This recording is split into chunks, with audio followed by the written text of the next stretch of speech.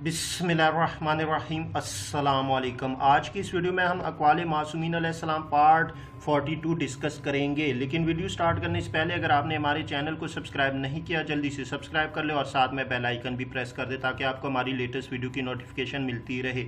Video start करते हैं। अमानत रसूल सल्लल्लाहु अलैहि वसल्लम।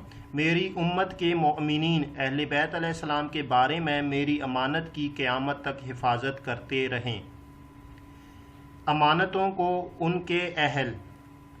अल्लाह हुक्म देता है कि तुम अमानतों को उसके अहल के सपुर्द कर दो, और जब लोगों के दरमियान हुक्म करो तो अदल से हुक्म दो।